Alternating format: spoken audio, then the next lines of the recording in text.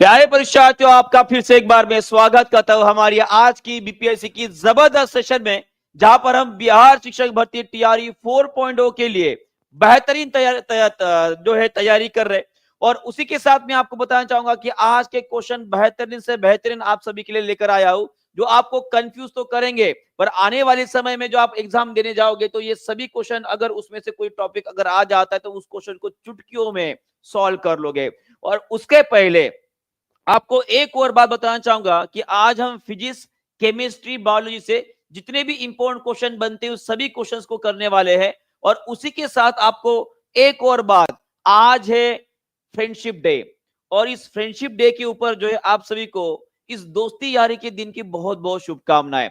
एक ऐसा नाता जो भलाई खून का ना हो, एक ऐसा नाता जो भलाई खून का ना हो, पर खून देने के लिए हमेशा, अपना खून नौछावर करने के लिए हमेशा तैयार रहने वाला वो इंसान जिसे हम दोस्त बोलते हैं। और उसी दोस्त को आज याद करते हुए आज हमारे क्लास को उसी को डिवोट करते हैं और शुरुआत करते हैं क्लास को एक जबरदस्त मोटिवेशन के साथ। लोगों को अपने सपने मत दिखाना, बस उन्हें पूरा करके दिखाना, क्योंकि लोग अपना सपना नहीं बल्कि उसका जो रिजल्ट होता है वो देखना पसंद करते हैं। और इस बात को हमेशा ध्यान में रखिएगा, और हमेशा ध्यान में रखिएगा कि अपने सपने को अगर किसी को बता रहे हो तो उस टाइम पे आपको ध्यान में रखना है वो सपना नहीं, सपना हकीकत में आने के बाद बताना है। याद रखिएगा। और शुरुआत करते हैं पहले क्वेश्चन के साथ। सभी का वेलकम है जी। सभी लोग एक बार सेशन को लाइक कर देंगे, जहां पे भी शेयर करना चाहते हो शेयर जरूर कर दीजिएगा। चलिए इस क्वेश्चन का आंसर कर देंगे। बताइए इस क्वेश्चन का आंसर क्या रहेगा। देखो क्या बोला गया है। विच of the following is not a chemical effect of electric current. निम्नलिखित में से कौन एक विद्युत धारा का रासायनिक प्रभाव नहीं है। और ये क्वेश्चन जो है हमने लिया है भाई साहब हमारे एनसीईआरटी के एग्जाम्पलर से लिया है। एनसीईआरटी के ये एग्जाम्पलर से लिया गया है। ये सवाल सभी लोग इसका आंसर कर देंगे अच्छे से। Formation of gas bubble, change in the colour of the solution, magnetization and deposition of the metal. तो आपका आंसर क्या रहेगा? Option number C is the correct answer. सभी का सही उत्तर आया है, तो आपका आंसर क्या आएगा? मैग्नेटाइजेशन माने कि जो चुंबकीकरण होता है, ये किसी chemical effect of electric current का उदाहरण नहीं है। हमने पढ़े है ये किसका उदाहरण है जी? ये बात सब आपका magnetic effect of electric current का उदाहरण किसका है? Magnetic effect of electric current का उदाहरण है। इस बात को आपको ध्यान में रखना है। एक बात मुझे बताइए, इसमें से कौन सी गैस बाहर निकलती है? कौन से गैस के बारे में बताया है? हमने अक्सर पढ़ा है कि जब कभी भी आप मेटल को किसी एसिड के साथ रिएक्ट करते हो तो भाई साहब इसमें से कौन सी गैस बाहर निकलती है, उसका नाम और वो कौन सा आवाज करती है, ये पॉप साउंड के साथ बाहर निकलती है। उस गैस का नाम आप सभी लोग कमेंट बॉक्स में लिख दोगे। जिसको पता है वो लिख देगा, जिसको नहीं पता है वो ध्यान दीजिएगा। वहां से H2 गैस बाहर निकलती है, बराबर है। और उसी तरह से डिपोजिशन ऑफ मेटल, जिनको हम इलेक्ट्रोलिसिस की एक शुद्धिकरण की प्रक्रिया बोलते हैं, ये भी किसमें आता है जी? ये आता है आपका केमिकल इफेक्ट में। इसका उदाहरण बताता हूं भाई साहब, जो इलेक्ट्रोलिसिस हो गया है, इलेक्ट्रोप्लेटिंग हो गया है। क्या हो गया है आपका? इलेक्ट्रोप्लेटिंग, ये उसका उदाहरण। और उसी तरह से गैल्वेनाइजेशन जो किया जाता है, ये सभी के सभी उदाहरण किसके रहेंगे? डिपोजिशन ऑफ मेटल के रहेंगे। तो एक बात मुझे बताइए, अगर मैं आपको ये पूछूं, अगर मैं आपको ये पूछूं कि जो हमारा लोहा होता है, जो लोहा होता है, इसे जंग रोधी बनाने के लिए, इसे जंग रोधी बनाने के लिए कौन सा मेटल का इस्तेमाल किया जाता है? कौन से धातु का इस्तेमाल किया जाता है? और उसी तरह से लोहे से बने जो खाने के डिब्बे रहेंगे, जो खाने के डिब्बे रहते हैं, इसके ऊपर भाई साहब कौन से मेटल को चढ़ाया जाता है? ये दोनों भी सवाल बड़े ही महत्वपूर्ण है और ये दोनों सवाल हमारी बीपीएससी में आए हुए हैं। चलिए जी, सभी लोग आंसर करेंगे। तो इसका पहले क्वेश्चन का आंसर क्या रहेगा जी? अगर मैं लोहे की बात करता हूं, इसे अगर हमें जंग रोधी बनाना है तो इसके ऊपर कौन सा मेटल चढ़ाया जाता है? इसके ऊपर हम टिन को चढ़ा सकते हैं। किसको चढ़ा सकते हैं? टिन को चढ़ा सकते हैं। इसके ऊपर हम जिंक को भी चढ़ा सकते हैं। ये भी आपको ध्यान रखना है। पर अगर मैं इनको चढ़ाने की बात करता तो प्रक्रिया कौन सी रहेगी? आपकी गैल्वेनाइजेशन रहेगी। कौन सी रहेगी? गैल्वेनाइजेशन, जिसे मैं गैल्वनीकरण बोलूंगा। और उसी तरह से जो खाने के डिब्बे होते हैं भाई साहब, इसके ऊपर कौन सा मेटल चढ़ाया जाता है? चलिए बताइए जी। टीन को भी चढ़ाया जाता है और जिंक को भी। और जनरली गैल्वेनाइजेशन में जो है जिंक का इस्तेमाल किया जाता है, इसको याद रखना है। और अगर मैं टीन के डब्बे की बात करता हूं भाई साहब, इसके ऊपर किसको चढ़ाया जाता है? इसके ऊपर टीन को चढ़ाया जाता है। क्यों, कोई बता सकता है? क्योंकि हमने ये पढ़े हैं। अब देखो यहाँ पे गैल्वेनाइजेशन का मतलब आपको टीन याद नहीं रखना है। कौन से मेटल को चढ़ा सकते हैं? टीन और जिंक को चढ़ा सकते हैं। पर गैल्वेनाइजेशन अगर पूछा जाता है तो आपको जिंक को याद रखना है, ठीक है। और टीन को इसलिए चढ़ा जाता है क्योंकि जिंक जो होता है वो ज्यादा रिएक्टिव होता है आपके टीन से, और इसी के कारण जो टीन ये कम क्रियाशील होता है। ये कैसे होता है? ये कम क्रियाशील होता है, और उसी के कारण बस अब खाने के डिब्बे के ऊपर हम टीन को चढ़ाते हैं। डन है, जिंक को नहीं चढ़ाते हैं। अगला क्वेश्चन आपके सामने, इसका भी आंसर कर देंगे फास्ट।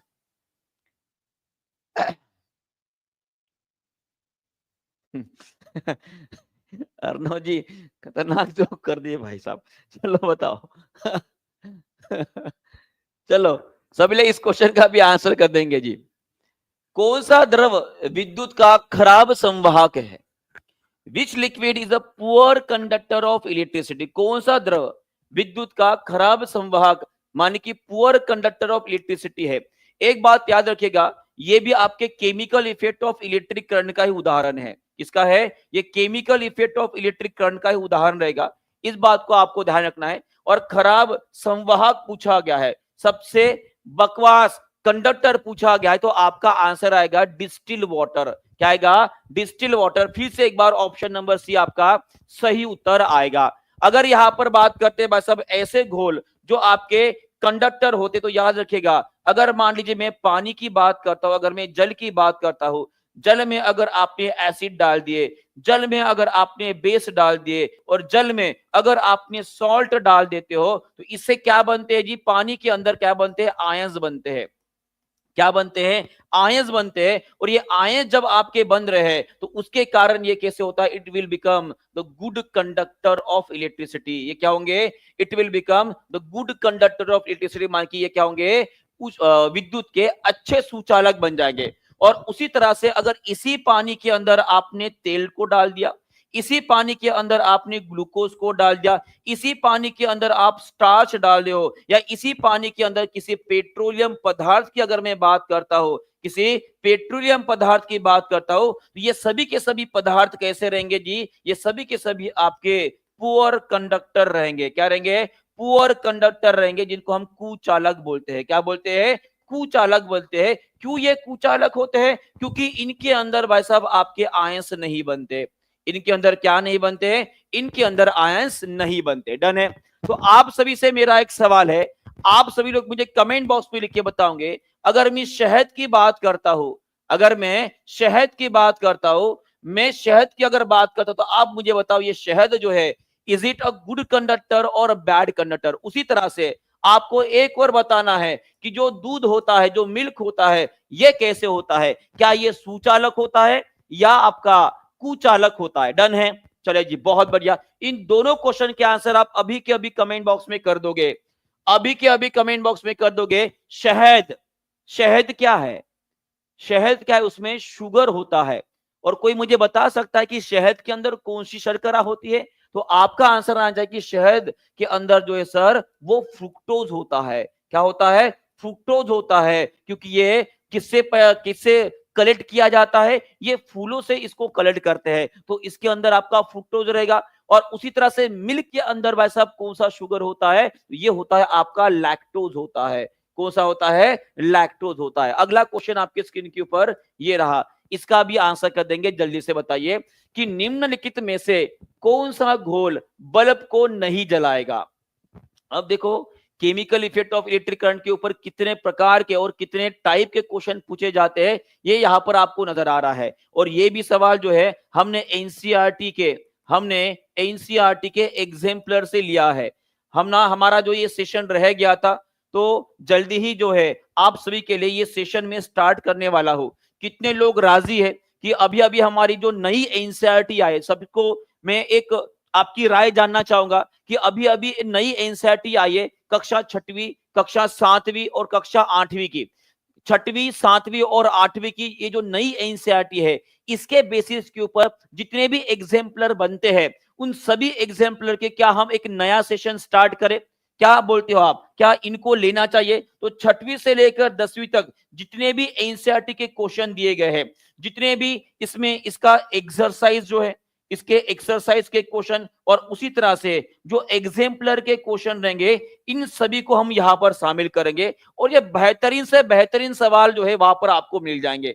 सभी लोग अगर राजी है तो एक बार सेशन खत्म होने के बाद कमेंट बॉक्स में जरूर लिख दीजिएगा कि कौन कौन इस सेशन के लिए राजी है। अगर आप सभी के सभी अगर हाँ बोलते हो कि सेशन स्टार्ट करना है, तो इसके लिए भाई साहब मैं सचिन सर से अभी बोल दूंगा कि सर हाँ हमें स्टार्ट करना है, थंबनेल भेज दीजिए और लगवा देते हैं इसे, ठीक है? यह आपका क्लियर है? तो इसका आंसर क्या रहेगा? जो शुगर सॉल्यूशन रहेगा ये कैसे रहेगा? आपका बैड कंडक्टर रहेगा। ये शुगर सॉल्यूशन क्या रहेगा आपका? It will become the bad conductor और इससे वो बल्ब नहीं जलेगा क्योंकि करंट वहां से बढ़ेगा नहीं। डन है? डन है?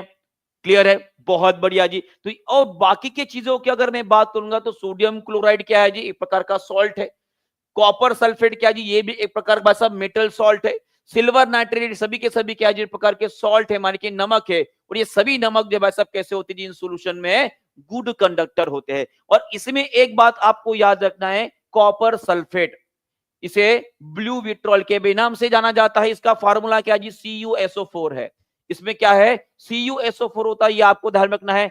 सिल्वर नाइट्रेट की बात करता हूं तो AgNO3। ये सभी के सभी क्या होते हैं? जब इसमें पानी का घोल बनाया जाता है तो यहाँ पे इनके आयंस बनते हैं। जैसे कि अगर मैं CuSO4 की बात करता हूं तो मेटल हमेशा पॉजिटिव आयन बनाते हैं और बाकी भाई साहब ये निगेटिव आयंस बनेंगे। और इन्हीं आयंस की वजह से ये जो आपका कॉपर सल्फेट जिसे मैं ब्लू विट्रॉल बोल रहा हूं, it will become the good conductor of electricity. यहां तक क्लियर है जी? हाँ ठीक है। और उसके बाद शुगर पता है आप सभी को, मैंने बताया वो कोई आयन नहीं बनेगा और उसकी वजह से वो बैड कंडक्टर ही रहने वाला है। और उसी तरह से अगर इलेक्ट्रोलिसिस की बात करता हो तो एक बात याद रखिएगा, एक होता है हमारा एनोड, सभी लोग यहां पर ध्यान देंगे अच्छे से। एक होता है एनोड और एक होता है आपका कैथोड। अगर मैं एनोड की बात करूंगा तो एनोड कैसा होता है? ये पॉजिटिव रॉड होता है। और दूसरा होता है हमारा कैथोड। कैथोड का मतलब ये आपका निगेटिव रॉड होता है, बराबर है? और इसी तरह से अगर मैं घोल की बात करूंगा तो घोल के अंदर मान लीजिए आपने कॉपर सल्फेट डाल दिया तो याद रखेगा यहाँ पे Cu प्लस आयंस बनेंगे। क्या बनेंगे? Cu प्लस आयंस बनेंगे और SO4 माइनस आयंस बनते, याद रखिए। और एक बात मुझे बताइए, हमने स्टैटिक करंट में पढ़ा है, हमने ये पढ़ा है कि पॉजिटिव और निगेटिव चार्ज क्या होते हैं? एक दूसरे की तरफ अट्रैक्ट होते, बराबर है? और वही पॉजिटिव पॉजिटिव रहा या निगेटिव नेगेटिव रहता तो एक दूसरे से रिपेल करते, एक दूसरे से दूर जाते हैं। तो एक बात मुझे बताइए, ये कॉपर के आयन किसके पास जाएंगे? ये एनोड के पास जाएंगे या कैथोड के पास जाएंगे? सभी लोग मुझे कमेंट बॉक्स में लिख के बता देंगे। और ये कंसेप्ट बहुत ही ज्यादा इंपॉर्टेंट है। चलिए सभी लोग एक बार कमेंट बॉक्स में मुझे लिख के बता देंगे। सर क्या साइंस का डेली क्लास नहीं होगा? सर डेली क्लास ही होगा जी, बस थोड़ा सा समय के पाबंदी की वजह से तो डेली क्लास नहीं ले पा रहा हूं। ये तो कौन है भाई साहब जो आपसे मिलने के लिए तरस नहीं रहा है? हमने तो कितने बार बोला है सचिन सर को कि सर मेरी बीपीएससी की क्लास लगाए है, मैराथन लगाए, पर वो लगा नहीं रहे। हम क्या कर रहे हैं? बताओ इसका आंसर, बताओ इसका आंसर क्या करोगे? मैं कैथोड और एनोड की अगर मैं बात कर रहा हूं तो Cu प्लस आयंस किसकी तरफ अट्रैक्ट होंगे? ये निगेटिव की तरफ अट्रैक्ट होंगे। किधर? निगेटिव की तरफ। माने कि ये कॉपर आयंस जाएंगे आपके कैथोड की तरफ और ये SO4 आयन जो होते हैं ये पॉजिटिव की तरफ जाएंगे, माने कि ये जाएंगे आपके एनोड की तरफ जाएंगे। डन है? यहां तक समझ में आ गया जी? चलो बहुत बढ़िया, आगे बढ़ते। चलिए अगला सवाल आपके सामने ये रहा और ये रहा हमारे टिश्यू से। किसी ने कमेंट बॉक्स में लास्ट सेशन में लिखा था कि सर एनिमल टिश्यू के बारे में क्वेश्चन लेकर आइए, एनिमल टिश्यू के बारे में क्वेश्चन लेकर आए। और मैंने आपको हमेशा बोला है कि अगर आपको किसी टॉपिक में अगर डिफिकल्टी है तो सेशन खत्म होने के बाद वो कमेंट बॉक्स में जरूर डाल दीजिएगा। कमेंट बॉक्स में इसलिए बोल रहा हूं, देखो आज से आपके कुलदीप सर जो है लगभग आधा घंटा, फिर से बता रहा हूं सभी लोग ध्यान देंगे, आज से, आज की तारीख क्या है जी? आज की तारीख है 3 अगस्त 2025।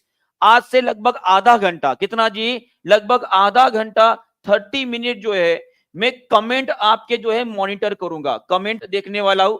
और जितने लोग इस 30 मिनट्स के अंदर वहां पे कमेंट करेंगे उन सभी कमेंट्स के मैं रिप्लाई भी दूंगा। और अगर आपको कोई अगर वहां पे डिफिकल्टी है, कोई टॉपिक अगर आपको डिफिकल्ट लग रहा है उस टॉपिक की बात भी हम कमेंट सेक्शन में कर सकते हैं। डन है जी। तो आज से ये चीज जो है हम शुरुआत करने वाले, सभी लोग इसको नोटिफाई कर देंगे और सभी लोग तैयार है। सेशन जैसे ही हो जाता है हम कमेंट बॉक्स में मिलेंगे, जो हमारा कमेंट सेक्शन होता है वहां पर मिलेंगे, ताकि हम अपनी चर्चा को आगे बढ़ा सके। जो चीजें हम क्लास में नहीं कर पाए उनको हम शेयर कर पाए। डन है। चलो जी, जो जो तैयार है इसके लिए एक बार हाथ खड़ा कर देगा। जो जो तैयार है वो एक बार हाथ खड़ा कर देगा। ठीक है, चलो। The muscular tissue which function through out the life continuously without fatigue. बहुत बढ़िया, सभी लोग तैयार है ना? बिल्कुल। आपको कमेंट सेक्शन में रहना है, कम से कम 10-15 मिनट तक जो है वहां पे एक्टिव रहिएगा। आपके जो भी सवाल होंगे वहां पे आंसर में देते रहूंगा। ठीक है।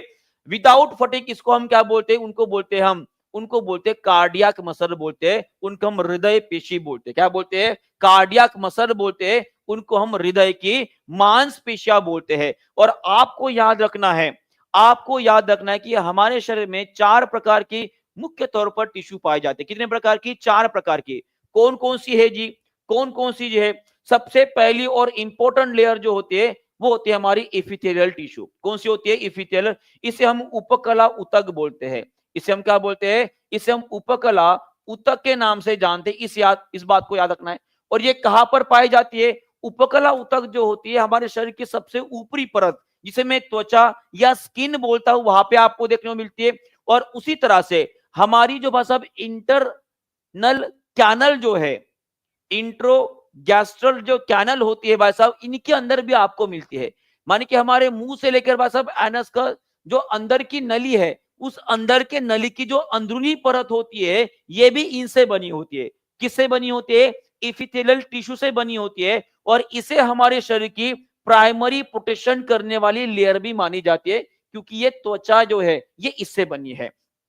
बाद में हम बात करते, सेकंड होते हैं हमारी मसल टिश्यू, जिसे हम मांसपेशी ऊतक बोलते हैं। क्या बोलते हैं? मांसपेशी ऊतक बोलते हैं। और ये मांसपेशी ऊतक में 3 प्रकार के ऊतक मिलते हैं। एक होता है आपका कार्डियक मसल, जिसे हम हृदय की मांसपेशियां बोलते हैं। एक होती है आपका स्केलेटल मसल, कंकाल मांसपेशियां बोलते हैं। और एक होती है आपकी स्मूथ मसल, माने कि इनको हम क्या बोलेंगे? इनको बोलेंगे हम चिकनी मांसपेशियां बोलते हैं। इसमें एक बहुत ही इंपॉर्टेंट सवाल छुपा हुआ है, सभी लोग ध्यान देंगे। पूछा जा सकता है कि जो मसल टिश्यू होते हैं, इनमें से कौन से वॉलेंटरी मसल से और कौन सी इनवॉलेंटरी मसल से, माने कि कौन सी अनैच्छिक मांसपेशियां है और कौन सी अनैच्छिक मांसपेशियां, ये सवाल पूछा जा सकता है। तो याद रखिएगा कि आपकी कार्डियक मसल और जो स्मूथ मसल होते हैं, सब लोग ध्यान दीजिएगा, हमारी हृदय की मांसपेशियां और ये स्मूथ मसल जो जनरली हमारी पेट की जो नली होती है, हमारी ब्लड वेसल जो थी, इनमें पाई जाती है।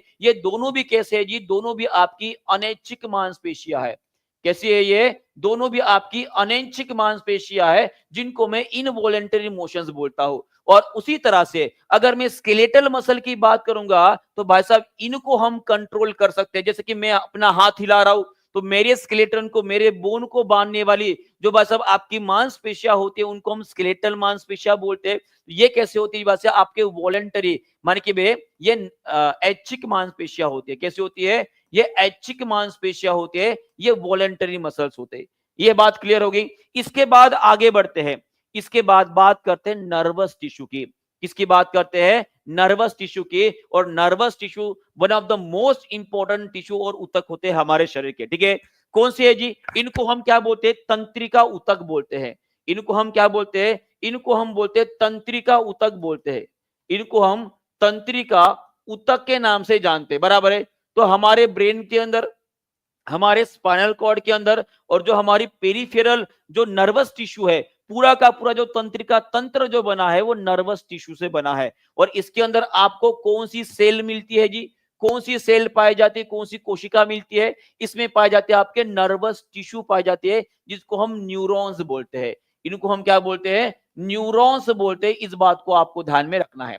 यहां तक क्लियर है। और जो सबसे आखिर की जो टिश्यू है, जो ऊतक है, इनके बारे में सबसे ज्यादा सवाल पूछे गए, और इनको बोला जाता है आपके कनेक्टिव टिश्यू। इनको हम क्या बोलते हैं? Connective tissue. माने कि इनको हम बोलते हैं संयोजी ऊतक। क्या बोला जाता है? संयोजी ऊतक। संयोजी ऊतक, इनके नाम में ही इनका फंक्शन छुपा हुआ है।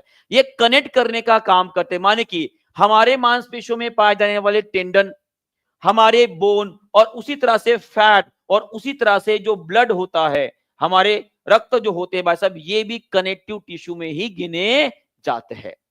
ये सभी के सभी 4 टिश्यू अगर आपको समझ में आए हैं तो इस क्वेश्चन का आंसर दे दीजिए जिनको जिनको ये 4 टिश्यू या ऊतक जो है आपको समझ में आ गया है। और मैं आपको बताना चाहूंगा कि हमारी बीपीएससी टीआरई 4.0 को अगर मैं देख पा रहा हूं, वहां पे सेल इस चैप्टर से या टिश्यू एक चैप्टर से जो है कम से कम एक क्वेश्चन में एक्सपेक्ट कर रहा हूं, एक क्वेश्चन जो है वहां पर आने की संभावना बनी हुई है। चलिए जी, इसका आंसर कर देंगे।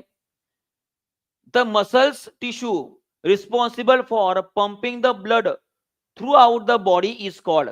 ये क्वेश्चन जो है आपके एसएससी में पूछा गया सवाल है जी, बस उसे हमने अपने बीपीएससी के फॉर्मेट में कन्वर्ट कर दिया। तो इसका आंसर क्या रहेगा, वो रहेंगी हमारी कार्डियक मसल जो हमारे हृदय के अंदर पाई जाती है। चलो बताओ अगला सवाल, निम्नलिखित में से कौन सी मांसपेशियां अनैच्छिक होती है। अनैच्छिक का मतलब क्या होता है जी, जो इनवॉलेंटरी होता है। और ये भाई साहब आपकी यूपीएससी में पूछा गया सवाल है, यूपीएससी सीएससी में पूछा गया सवाल है। देखते कितने लोग इस क्वेश्चन का आंसर कर पाते हैं। और इस क्वेश्चन को हमने फिर से अपने बीपीएससी में फॉर्मेट में कन्वर्ट करके आपके सामने लगा दिए है।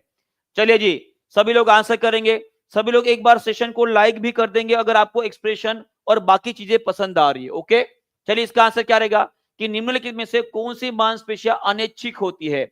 अनैच्छिक मतलब जिनके ऊपर हमारा कंट्रोल नहीं होता है, जिनके ऊपर हमारा कंट्रोल नहीं होता है। और मैक्सिमम लोग जो है बिल्कुल सही उत्तर कर रहे हैं जी। अभी मैंने बताया कि कार्डियक मसल और स्मूथ मसल ये दोनों भी कैसे होती है, अनैच्छिक होती है। और स्केलेटल कैसे होती है, ये ऐच्छिक मांसपेशियां है। ये कैसे ऐच्छिक है और ये दोनों भी कैसे जी आपकी अनैच्छिक है। ये कैसे जी आपके अनैच्छिक मांसपेशियां होती है। तो आपका आंसर क्या आएगा, option number D, more than one of above is the correct answer. बहुत बढ़िया तरीके से सभी लोगों ने आंसर किया। और कितने को लग रहा है कि बस अब यूपीएससी भी क्वेश्चन हम फोड़ सकते हैं, एक बार हाथ जरूर खड़ा कर दीजिएगा, ठीक है। देखो ये कॉन्फिडेंस बूस्ट होना चाहिए। जब तक आपके अंदर कॉन्फिडेंस बूस्ट नहीं होगा तब तक जो है बस अब क्वेश्चन के सवाल, जो क्वेश्चन के आंसर रहेंगे वो सही आने के चांसेस कम रहेंगे। कॉन्फिडेंस एक बार बूस्ट हो गया तो भाई साहब गधे को भी भाई साहब हम घोड़ा बना देंगे। चलो बोला, चलो इसका आंसर कर देंगे, स्मूथ मसल्स आर, जो चिकनी मांसपेशियां होती है। कौन सी होती है, जो चिकनी मांसपेशियां होती है भाई साहब, स्मूथ मसल कौन से प्रकार की है, वो कहां पर पाए जाते हैं, इनका लोकेशन पूछा गया है। इनका लोकेशन पूछा गया है। देखते कितने लोग इस क्वेश्चन का आंसर कर पाते हैं। फास्ट आ रहा है ना कॉन्फिडेंस, बस कॉन्फिडेंस ही हमें बूस्ट करना है। एक बार कॉन्फिडेंस बढ़ गया तो क्वेश्चन को भी भाई साहब हम फोड़ देंगे। और एक बात याद रखेगा, इस बार बिहार में इलेक्शन है और आप बिहार के भावी इलेक्टोरेट हो, मतदाता हो, तो याद रखेगा आपके ऊपर ही भाई साहब बिहार का आने वाला भविष्य जो है डिपेंड करेगा, ठीक है।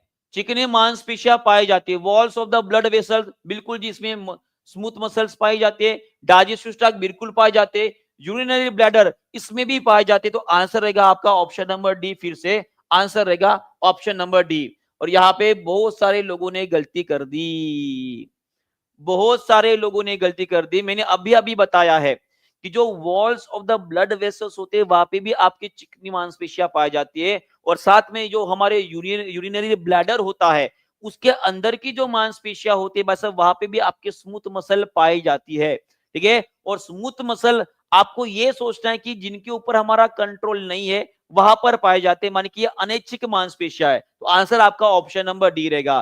कितने लोगों ने गलती की एक बार हाथ खड़ा कर देंगे, आइंदा इस क्वेश्चन को कोई भी गलत नहीं करेगा। चलो बताओ, चिकनी मांसपेशियों का ये क्वेश्चन अगर आपने गलत किया एक बार हाथ खड़ा कर देंगे ईमानदारी से और बताएंगे सर मेरा गलत हुआ, पर आगे जाकर इसको गलत नहीं करेगा। कहां पे मिलता है, ब्लड वेसल के अंदर, डाइजेस्टिव ट्रैक्ट के अंदर और यूरिनरी ब्लैडर के अंदर। डन है, चलो आगे बढ़ते। अगला सवाल, इस क्वेश्चन का आंसर अब कोई गलत नहीं करेगा, इस क्वेश्चन का आंसर अब कोई गलत नहीं करेगा। जो ऐच्छिक मांसपेशियां होते हैं भाई साहब किस नाम से भी जाना जाता है। ओके चलो बताओ, ये क्वेश्चन पता है कहां पर आया है, ये हमारे आरआरबी का क्वेश्चन है। ये आरआरबी जूनियर इंजीनियर का जो पेपर होता है वहां पे ये क्वेश्चन पूछा गया है। चलो बताओ, इसका आंसर कर देंगे, कहां पर पाया जाता है, उनको किस नाम से भी पहचाना जाता है। तो यहाँ पे देखो देखो एक ही टॉपिक है और कितने टाइप से क्वेश्चन पूछे गए आपने खुद देखा। और इसीलिए बोल रहा हूं कि ये टॉपिक हमारे लिए, हमारे बीपीएससी के लिए भी इंपॉर्टेंट रहने वाला है। डन है, डन है। और एक छोटा सा क्वेश्चन मैं आपको पूछना चाहता हूं कि अगर मैं ब्लड के बारे में पूछूं, ब्लड के बारे में पूछूं, तो ब्लड के अंदर कौन से प्रकार की ऊतक पाई जाती है, कौन सी ऊतक होती है, कौन से प्रकार की ऊतक होती है। और उसी तरह से टेंडन का काम कौन सा होता है, टेंडन का काम कौन सा होता है, क्या होता है। ये आपके लिए एक सवाल है, ये एक आपके लिए सवाल है। और उसी तरह से जो हमारा सॉफ्ट बोन होता है, जो सॉफ्ट बोन होता है, उस बोन को कौन से नाम से पहचाना जाता है, ठीक है। और उसके अंदर कौन सी कोशिकाएं पाई जाती है, ये याद रखिएगा कि सॉफ्ट बोन के अंदर कौन सी सेल पाई जाती है, ये आने वाला सवाल है। क्योंकि लास्ट टाइम पूछा गया था कि हमारी जो बोन, हमारी जो हड्डियां होती है, इसके अंदर कौन सी कोशिकाएं होती है। मैंने लास्ट टाइम आपको बोला था कि इसके अंदर आपको ऑस्टियोसाइट्स, ऑस्टियोसाइट्स नाम की कोशिकाएं माने कि सेल आपको देखने को मिलती है। पर वही अगर मैं सॉफ्ट बोन, जिसे हम क्या बोलते हैं जी, जिसे हम क्या बोलते हैं, कार्टिलेज बोलते हैं। इनको हम क्या बोलते हैं, इनको हम कार्टिलेज बोलते हैं। और कार्टिलेज के अंदर कौन सी कोशिका पाई जाती है, तो याद रखिए कॉन्ड्रोसाइट। क्या नाम है, कॉन्ड्रोसाइट नाम की कोशिका पाई जाती है। यह आपको ध्यान में रखना है। यहां तक डन है। चलो जी, बहुत बढ़िया, आगे बढ़ते। और इसमें एक और सवाल भी पूछा जा सकता है इस तरह से कि अगर मान लीजिए आपके शरीर के अंदर कोई इनवॉलेंटरी मोशन होता है, इनवॉलेंटरी, जिनको हम अनैच्छिक क्रियाएं बोलते हैं, जो अनैच्छिक क्रियाएं होते हैं, अनैच्छिक क्रियाएं होते हैं, उनको कंट्रोल करने वाला ब्रेन का पार्ट कौन सा है। देखिए ये ब्रेन हमारे लिए बड़ा ही महत्वपूर्ण है। मुझे आंसर बताएंगे इसका, अनैच्छिक क्रियाएं को कंट्रोल करने वाला ब्रेन का पार्ट कौन सा होता है। जो हमारी वॉलेंटरी मोशंस होती है, जो हमारी वॉलेंटरी माने कि जो ऐच्छिक क्रियाएं होते हैं, वो ऐच्छिक क्रिया को कंट्रोल करने वाला पार्ट कौन सा होता है। और उसी तरह से हमारे हमारे ब्रेन का ऐसा कौन सा पार्ट है जो थिंकिंग, थिंकिंग, रीजनिंग, रीजनिंग और उसी तरह से भाई साहब मैथ सॉल्विंग के लिए रिस्पॉन्सिबल होता है। एक और सवाल पूछा गया है जो एसएससी में आया है कि अगर मान लीजिए किसी इंसान ने अल्कोहल पी लिया, उसके वजह से उसका बॉडी का बैलेंस बिगड़ जाता है, उसके बॉडी का बैलेंस बिगड़ जाता है। तो ये बैलेंस को रखने वाला हमारे ब्रेन का पार्ट कौन सा। ये सभी के सभी सवाल बहुत ही ज्यादा इंपॉर्टेंट है। अगर मैं इनवॉलंटरी मोशंस की बात करता हूं तो इनको कंट्रोल करने वाला कौन होता है, ये हमारा मेडुला ऑब्लंगेटा होता है। कौन होता है, मेडुला ऑब्लंगेटा होता है। वॉलंटरी इमोशंस को कंट्रोल करने वाला कौन होता है, ये हमारा सेरेब्रम होता है। कौन होता है, सेरेब्रम होता है। और उसी तरह से जो थिंकिंग, रीजनिंग और हम मैथ सॉल्व करते हैं, इसलिए भी हमारा सेरेब्रम रिस्पॉन्सिबल होता है। और अगर मैं अल्कोहल पीने के बाद किसी की भाई साहब नशा करने के बाद जो ऐसे घूमता है ना, झूम बराबर झूम वाला, इसको कंट्रोल करने वाला कौन होता है, तो याद रखिएगा भाई साहब वो होता है हमारा सेरेबेलम होता है। कौन होता है, सेरेबेलम होता है। इस बात को आपको ध्यान में रखना है। डन है, चलो बहुत बढ़िया। और उसी तरह से मुझे बताओ कि ब्रेन के अंदर कौन सी सेल पाई जाती है, कौन सी कोशिका पाई जाती है। और मुझे लगता है कि इस क्वेश्चन का आंसर कोई भी गलत नहीं करेगा। और उसी तरह से हमारे ब्रेन का ऐसा कौन सा पार्ट है, कौन सा पार्ट है जहां पर सर्वाधिक सर्वाधिक सर्वाधिक ये वाली सेल पाई जाती है।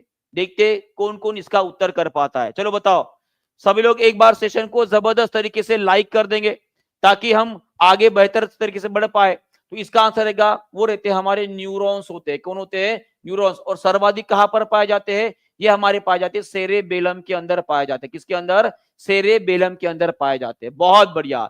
चलो अगला सवाल आपके सामने, कौन सा अधिपतकीय ऊतक आंतों में अवशोषण करने के लिए विशिष्ट होता है, माने कि कौन सा एक स्पेशलाइज एक टिश्यू होता है जो आपके जो इंटेस्टाइन होता है उसमें एब्जॉर्प्शन के लिए रिस्पॉन्सिबल होता है। और उस स्ट्रक्चर का भी नाम आप मुझे लिख के बता दोगे। चलो आप मुझे उस स्ट्रक्चर का नाम भी लिखकर बता दोगे। उस स्ट्रक्चर को हम क्या बोलते हैं, यह पाया जाता है आपके स्मॉल इंटेस्टाइन के अंदर।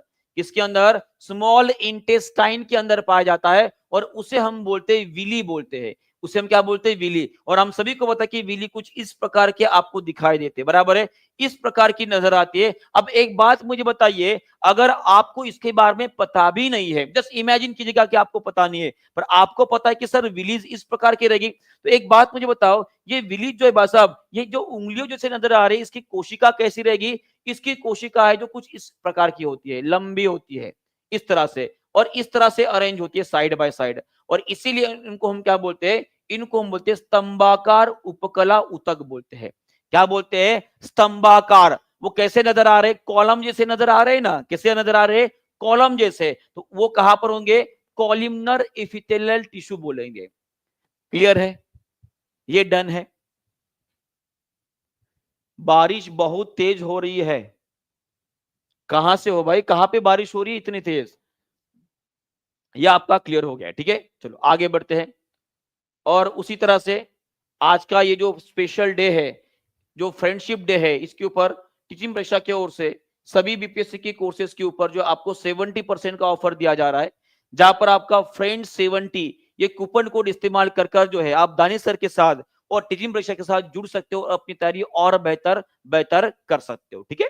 चलो आगे बढ़ते हैं। अगला सवाल, ये हमारा पीजीटी में पूछा गया सवाल है, ठीक है। चलो बताओ इसका आंसर क्या रहेगा, और मुझे लगता है कि आप आराम से सॉल्व कर लोगे। देखो क्या बोला गया है, organisms depends for their nutrients and energy requirements on a dead organic matter. माने कि जो मरे हुए जो पदार्थ है भाई साहब, उन पदार्थों के ऊपर जिंदा रहने वाले जो जीव होते हैं, उनको हम क्या कहते हैं? उनको हम क्या कहते हैं? पटना में बहुत बारिश हो रहा है सर, प्रयागराज में भी शुरू है। चलो ठीक है, उनको हम क्या बोलते हैं? उनको हम सैप्रोफाइट्स बोलते हैं। हम क्या बोलते हैं? सैप्रोट्रोप्स बोलते हैं। हम तो मृतपेशी क्या बोलते हैं? मृतपोषी बोलते हैं। हम उनको क्या बोलते हैं? मृतपोषी बोलते हैं। इस बात को आपको ध्यान में रखना है। डन है। और इसका उदाहरण क्या रहेगा जी? इसका उदाहरण क्या रहेगा? इसका उदाहरण रहेगा फंगी। क्या रहेगा? फंगी। फंगी माने कि क्या होता है जी? कवक होता है। फंगी माने कि क्या होता है? कवक। और मैं आपको बताना चाहूंगा कि ये फंगी जो है हमारे लिए बहुत ही ज्यादा इंपॉर्टेंट है, क्योंकि मैं बताना चाहूंगा कि ये जो आपको कवक नजर आ रहा है, ये जो आपको फंगी नजर आ रही है, ये फंगी हर दिशा में भाई साहब हमारे लिए लाभदायक भी है, ये हमारे लिए लाभदायक भी है, और ये हमारे लिए हानिकारक भी होती है। कैसे होती है? हानिकारक भी होते हैं। और इसलिए मैं आपको बताना चाहूंगा कि लाभदायक की अगर मैं बात करता तो भाई साहब इनको एग्रीकल्चर में हम इस्तेमाल कर सकते हैं। इनको हम एग्रीकल्चर में इस्तेमाल करते हैं। कितने लोगों ने भाई साहब मशरूम खाए हैं? अभी अभी जब बरसात शुरू हो जाती है तो भाई साहब मशरूम निकल आते हैं, तो ये मशरूम फंगस का ही एक टाइप है। और उसी तरह से भाई साहब ये मेडिकल फील्ड में भी इस्तेमाल हम कर सकते हैं। मेडिकल में हमने पढ़े भाई साहब पेनिसिलिन। क्या पढ़े हैं? पेनिसिलिन नाम की एक दवा जो कि एक प्रकार की एंटीबायोटिक है, ये भी फंगस से ही बनाई जाती है। और उसी तरह से मैं आपको बताना चाहूंगा कि अभी अभी एक और शायद मोना मैम ने भी आपको बताया है। कितने लोगों को कितने लोग ये जानते हैं कि अभी एक ऐसा फंगस भी निकल कर आया है, प्रकृति ने एक खुद को हिल करने के लिए एक ऐसा फंगस बनाया है भाई साहब जो प्लास्टिक को भी डाइजेस्ट कर सकता है। कितने लोग इस बात को जानते हैं? कितने लोग इस बात को जानते हैं कि प्लास्टिक को भी डाइजेस्ट करने में भाई साहब अभी फंगी मदद करने वाली है? और दुनिया में जो प्लास्टिक का कहर शुरू हुआ है, जो कहर शुरू है, उसको कम करने में अभी ये फंगी हमारी मदद करने वाली है। डन है। यही नहीं, ये भाई साहब इसे हम इंडस्ट्री में भी इस्तेमाल करते हैं। और कौन सी इंडस्ट्री? जिसे हम बीवरेज इंडस्ट्री बोलते हैं, मान कि अल्कोहल पैदा करने के लिए हम इस्तेमाल करते हैं। और उसी तरह से भाई साहब ब्रेड इंडस्ट्री में, जिसे हम बेकरी इंडस्ट्री बोलेंगे, क्या बोलेंगे? बेकरी इंडस्ट्री में भाई साहब ब्रेड बनाने के लिए और अल्कोहल पैदा करने के लिए भी हम फंगस का इस्तेमाल कर सकते हैं। डन है, क्लियर है। पर ये हमारे लिए हानिकारक भी है, हमारे लिए हानिकारक भी है। हानिकारक कैसे? कोरोना के समय सभी लोग जिंदा थे। चलो एक बार जो कोरोना के समय के पहले भाई साहब पैदा हुए, एक बार हाथ खड़ा कर देंगे, ठीक है। एक बार हाथ खड़ा कर देंगे अगर आप कोरोना के पहले पैदा हुए हो और कोरोना का समय आपने देखा है, और पोस्ट कोरोना पेशेंट्स को अगर आपने देखा है, तो आपने सुना होगा कि एक प्रकार की बीमारी जिसका नाम है ब्लैक फंगस।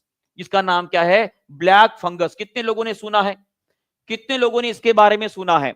चलो सभी लोग जो है कोरोना की बात ही पैदा हुए थे, तो ब्लैक फंगस नाम की बीमारी आपने सुना होगी कि कि भाई साहब कोरोना होने के बाद हमारी इम्यूनिटी पावर इतनी ज्यादा कमजोर हो गई थी कि भाई साहब हवा में घूम रहे कुछ फंगस के अगर स्पोर्स भी हमारे शरीर में चले गए तो फंगस में जो इन्फेक्शन हुआ था उसे हमने ब्लैक फंगस का नाम दिया था, हानिकारक है। और उसी तरह से भाई साहब रिंग वॉर्म एक प्रकार की स्किन की बीमारी है, ठीक है जी। दांत खाज खुजली का मलम, रिंगोजन आपने सुना होगा, इजगार्ड आपने सुना होगा, ई है ना वो वाला जो हरकतें होते हैं भाई साहब, ये भी एक प्रकार का फंगस इन्फेक्शन है। क्या है?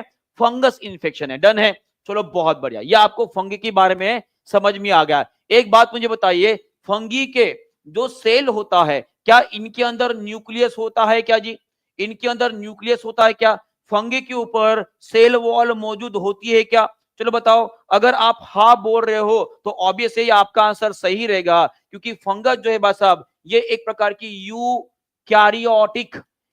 यूकैरियोटिक सेल जो है इसके अंदर पाई जाती है। और उसी तरह से अगर मैं सेल वॉल की बात करूंगा तो इसके अंदर सेल वॉल किससे बना होता है? ये काइटिन से बना हुआ सेल वॉल होता है। और फंगस इनके अंदर जो खाने का अब जगह ही नहीं बचे, क्या लिखूं? हाँ, ये खाने का मान की जो फूड स्टोरेज करती है, जो फूड को स्टोर करती है, भंडारण करती है, वो कौन से रूप में करती है? ये करती है आपकी ग्लाइकोजन के रूप में और उसी तरह से फैट के रूप में करते हैं। इस बात को आपको ध्यान में रखना है।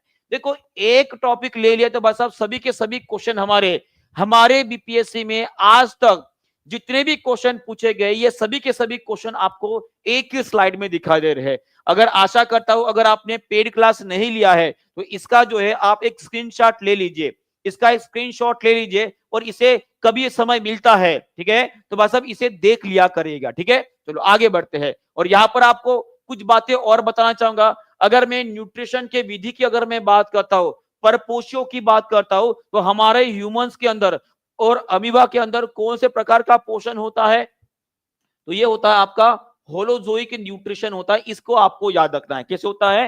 होलोजोइक न्यूट्रिशन होता है। डन है, चलो आगे बढ़ते हैं। अगला सवाल आपके स्क्रीन के ऊपर ये रहा। कोरोना के बाद पैदा होगा तो एक क्लास में रहेगा, बीपीएससी की तैयारी नहीं करेगा। जी रजनीकांत जी, मैंने तो बस मजाक किया था। चलिए इसका आंसर कर देंगे कि मानवों में पाचन के बारे में निम्न में से कौन सा कथन सही है? कौन सा कथन सही है पूछा गया है। कौन सा स्टेटमेंट आपका करेक्ट है ये पूछा गया है। Protein digestion begins in the small intestine, यहाँ पे ये पूछा गया है कि प्रोटीन का जो पाचन होता है वो छोटी आंत में शुरू होता है, क्या ये सही है? छोटी आंत से शुरू होता है क्या? जी नहीं, ये तो गलत है। शुरू कहां से होता है? प्रोटीन का डाइजेशन बिगिंस कहां से होता है? उसका आंसर सब लोग मुझे करके बताएंगे। सलाइवा कंटेन द लाइपेज, एक बात बताइए, सलाइवा में क्या लाइपेज होता है? जी नहीं, लाइपेज नहीं होता है। क्या होता है आप मुझे बताओगे? बाइल कंटेन द एंजाइम, पहली बात तो बाइल ये बस अब ये कोई प्रकार का एंजाइम होता ही नहीं है। बाइल एक प्रकार का एंजाइम होता ही नहीं है। और बाइल अगर पकड़ भी लिए बस अब ये help in the digestion of protein भी नहीं पॉसिबल है। तो आपका आंसर क्या बोलेगा? करेक्ट बोला गया है। क्या बोला गया है? करेक्ट बोला गया है। तो आपका आंसर ऑप्शन नंबर ई आएगा। कितने लोगों ने सही उत्तर किया है? चलो एक बार हाथ कमेंट बॉक्स में खड़ा कर देंगे। और जिन्होंने भी लाइक नहीं किया एक बार सेशन को भी लाइक कर देंगे जी। सभी लोग सेशन को भी लाइक कर देंगे बढ़िया तरीके से। डन है, आगे बढ़े। तो एक बात मुझे बताओ कि प्रोटीन का डाइजेशन शुरू कहां से होता है? आपका आंसर रहेगा सर ये पेट से स्टार्ट होगा। और पेट के अंदर कौन सा एंजाइम होता है? वो पेप्सिन नाम का एंजाइम होता है जो प्रोटीन का डाइजेशन करेगा। सलाइवा की बात करूंगा तो सलाइवा कहां पे सिक्रेट होता है? हमारे पास मुंह में, हमारे मुंह में मान की बकल कैविटी में। और कौन सा एंजाइम होता है सलाइवा में? वो होता है हमारा एमिलेज एंजाइम होता है। और ये किसका पाचन करता है? ये बस अब आपका स्टार्च का पाचन करेगा। उसी तरह से बाइल जूस की बात करूंगा तो बस अब ये कोई एंजाइम नहीं होता है, ये बस हेल्प करता है किसका? ये फैट का इमल्सिफिकेशन करेगा, फैट का इमल्सिफिकेशन करेगा। इस बात को आपको ध्यान में रखना है। डन है, क्लियर है? चलो जी बहुत बढ़िया, आगे बढ़े। आगे बढ़ते पर उसके पहले कुछ सवाल मैं आपको पूछना चाहूंगा। सवाल मैं आपको पूछना चाहूंगा कि कंप्लीट डाइजेशन कहां पर होता है? ये पहला सवाल पूछा गया है, ये हमारे बीपीएससी में आया है। कंप्लीट डाइजेशन हमारे ह्यूमन बॉडी के अंदर बस अब कौन से अंग में होता है? ठीक है जी, इसका आंसर आप करोगे। उसी तरह से अगर मैं आपको बोलता हूं कि हमारे अग्नाशय द्वारा, हमारे अग्नाशय द्वारा, हमारे अग्नाशय द्वारा प्रोटीन के पाचन के लिए, प्रोटीन के पाचन के लिए कौन सा एंजाइम रिलीज किया जाता है? इसका आंसर आप मुझे करके बताओगे। और उसी तरह से अगर मैं बोलूं कि अगर आपका फैट, मान कि वसा का अगर पाचन करना है, तो वसा का पाचन करने के लिए हमारे शरीर में कौन सा एंजाइम जो है वो रिलीज होता है? इन 3 क्वेश्चन के आंसर आप मुझे बता दोगे। और उसी तरह से हमारे शरीर में मौजूद जो मिक्स ग्लैंड होती है, जो मिक्स ग्लैंड होती है, उन मिक्स ग्लैंड का नाम, जिसे हम हेट्रोक्लाइन ग्लैंड या मिश्र ग्रंथि बोलते हैं। क्या बोलते हैं? मिश्र ग्रंथि बोलते हैं। इनका नाम आप मुझे कमेंट बॉक्स में लिख दोगे। और यहां पर जितने भी ग्लैंड्स नजर आ रही है, जितने भी हमारे शरीर में जो ग्लैंड्स होती है, जो ग्रंथियां होती है, उन ग्रंथियों के अंदर आपको कौन से ऊतक मिलते हैं, उस ऊतक का नाम भी मुझे यहां पर चाहिए। चलिए सभी लोग एक एक क्वेश्चन का आंसर करेंगे। कंप्लीट डाइजेशन की बात की जाती तो कहां पर होता है जी? ये आपके छोटी आंत के अंदर, मान की स्मॉल इंटेस्टाइन में होगा। कहां पे होगा? स्मॉल इंटेस्टाइन के अंदर अंदर होगा। प्रोटीन की बात करूंगा तो बस आप, अग्नाशय में कौन सा एंजाइम निकलता है जी? ये निकलता है आपका ट्रिप्सिन निकलता है। कौन सा? ट्रिप्सिन। फैट का डाइजेशन कहां पर होता है भाई साहब? ये लाइपेज द्वारा किया जाता है। किसके द्वारा? लाइपेज। मिस ग्लैंड किसे बोलते हैं? ये बोलते हैं भाई साहब हमारी पैंक्रियाज को, हमारे पैंक्रियाज। और जो हमारी लीवर है भाई साहब, इन दोनों की हम मिस ग्लैंड के नाम से जानते हैं। और उसी तरह से इस क्वेश्चन का आंसर कितने लोग कर पाते हैं, अभी मुझे बताओ।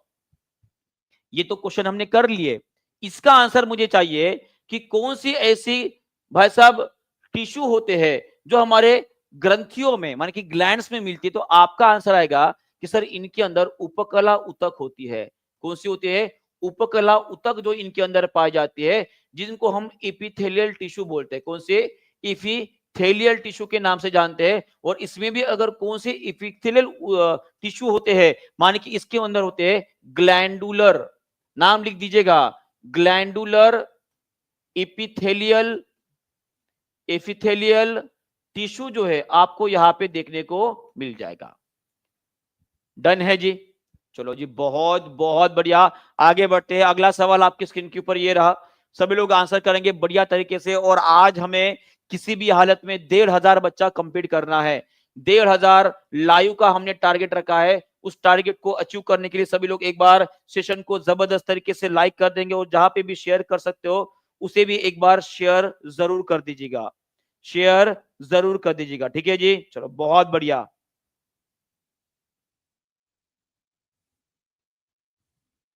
डन है? चलो बेहतर। Happy friendship day to all. Saprophytic पोषण के बारे में निम्न में से कौन सा कथन सही है? It involves ingestion of solid food particle. It is seen in the animals like leech and earthworm. It requires chlorophyll for the photosynthesis. अब बताओ। और ये वाला क्वेश्चन जो है ना, आपका सिलेक्शन डिसाइड करने वाला क्वेश्चन है। सैप्रोफिटिक पोषण के बारे में पूछा गया है, माने कि आपको मृतपोषी जो होते हैं उनके बारे में पूछा गया है। ठीक है? मृतपोषी, एक बात मुझे बताओ, मृतपोषी खाना खाते हैं?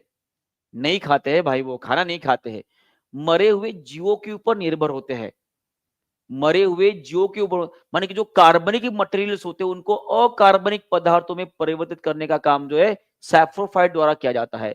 और इसीलिए सैप्रोफाइटिक जो न्यूट्रिशन होता है उसे एक प्रकार के डाइजेस्टर भी बोला जाता है। तो ये तो आपका गलत है। एनिमल्स, लीच में और अर्थवर्म में कहा है का वो क्या मरे हुए जीवों के ऊपर निर्भर होते? जी नहीं, लीच और अर्थवर्म नहीं होते हैं।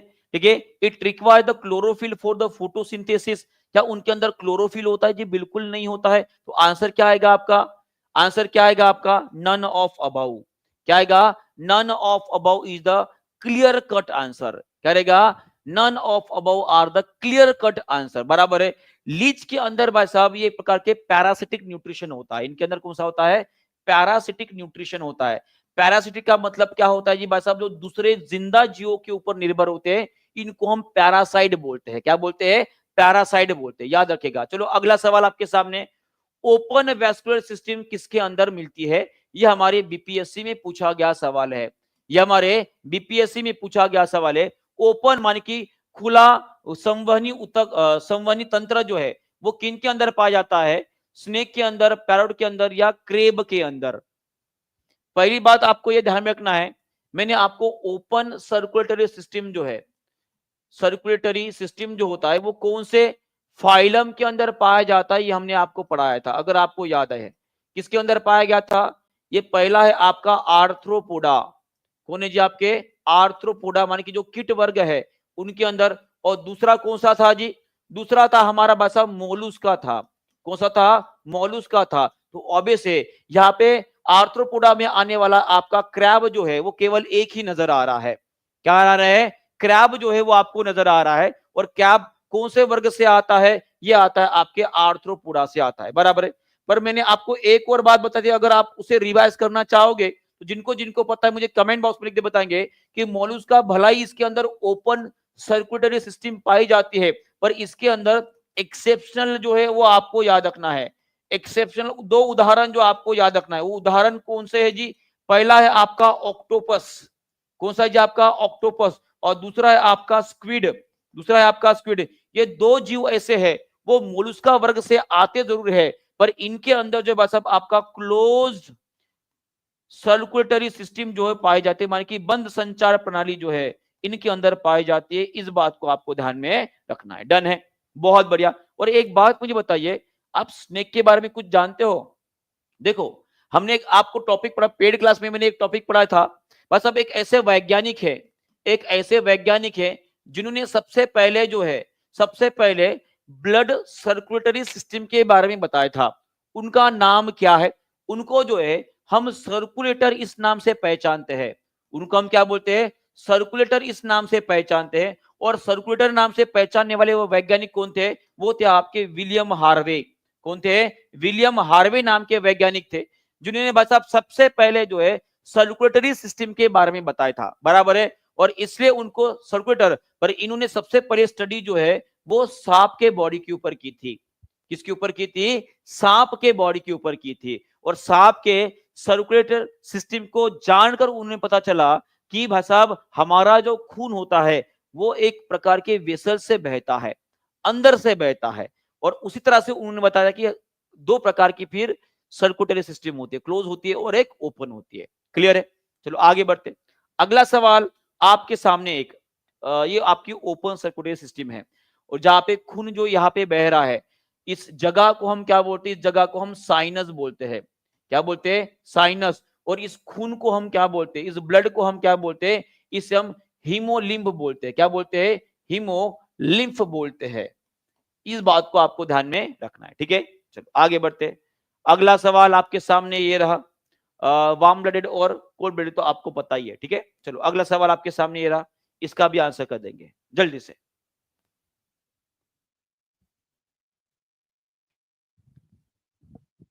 बहुत बढ़िया, बहुत बढ़िया। सभी लोग बेहतरीन तरीके से आंसर किया कि निम्नलिखित में से कौन सा कथन विद्युत धारा के ऊष्मीय प्रभाव के बारे में सही है? It depends only on the voltage.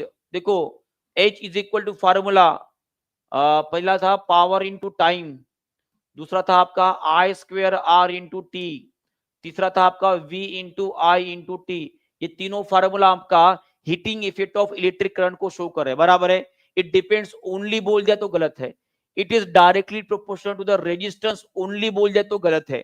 It decreases with the time if the current is constant. Time के हिसाब से भाई साहब ये डिक्रीज नहीं होगा, ये बढ़ेगा। मान कि आंसर क्या आएगा? फिर से एक बार, कौन सा कथन सत्य है बोला गया है? तो सही कौन सा है आपका? कोई भी नहीं है।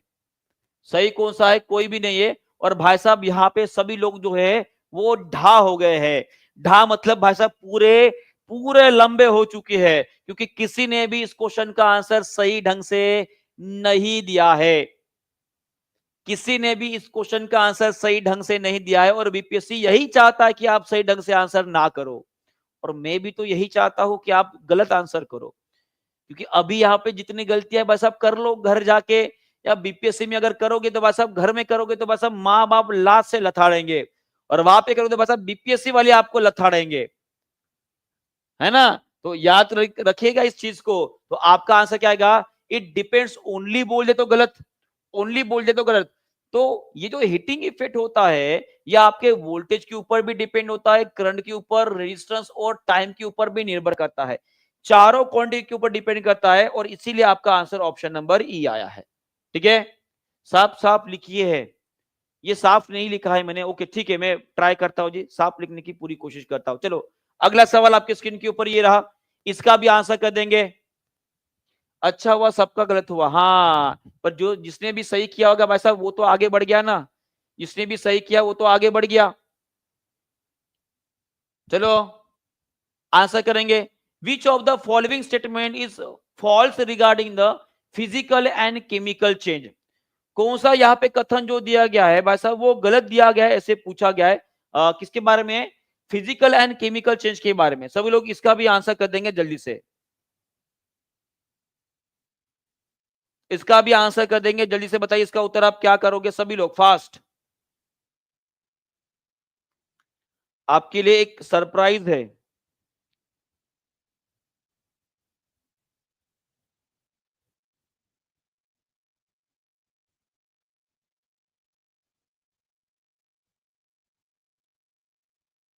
चलिए बायतार, हाँ तो इसका आंसर बोल दिया सभी ने, डी बोल दिया। भौतिक एवं रासायनिक परिवर्तन के बारे में निम्न में से कौन सा कथन असत्य है, तो all chemical changes are reversible नहीं, ये ऑल जो है भाई साहब ये गड़बड़ वाला है। Boiling of water is a physical change, ये आपका सही है, ये आपका सही है, तो ऑब्वियस आंसर क्या रहेगा आपका, fermentation is a chemical change, ferment chemical change, ये भी आपका सही है, ये भी आपका सही है। कौन सा कथन असत्य बोला गया है, all chemical changes are reversible, all physical changes are reversible, option number E जो है आपका सही। यहां पे फिर से घुस गए, यहां पे फिर से घुस गए।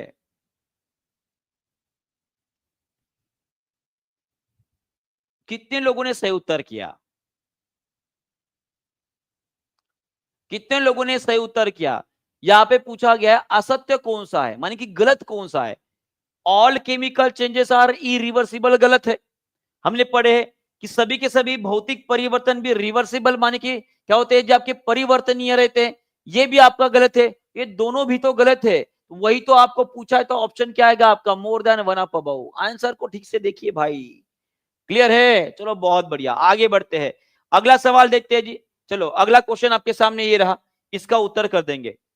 चलिए, जब मैग्नीशियम रिबन को जलाया जाता है तो वह अभिक्रिया क्या कहलाती है, यह आपके एनसीईआरटी से लिया गया सवाल है, एनसीईआरटी के एग्जाम्पलर से लिया गया सवाल है, एनसीईआरटी के एग्जाम्पलर से लिया गया सवाल है। सभी लोग इस क्वेश्चन का भी आंसर अभी के अभी कर देंगे।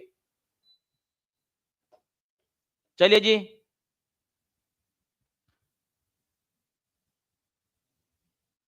क्वेश्चन को गलत पढ़ लिए थे, चलो कोई नहीं, अभी ढंग से पढ़ो।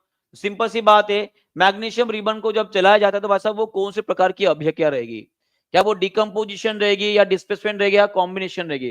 पहली बात आपको ये ध्यान में रखना है कि मैग्नीशियम को जब जलाया जाता है, एमजी को जलाया जाता है मतलब उसका ऑक्सीडेशन किया जाता है, इसका क्या किया जाता है, उसका ऑक्सीकरण किया जाता है।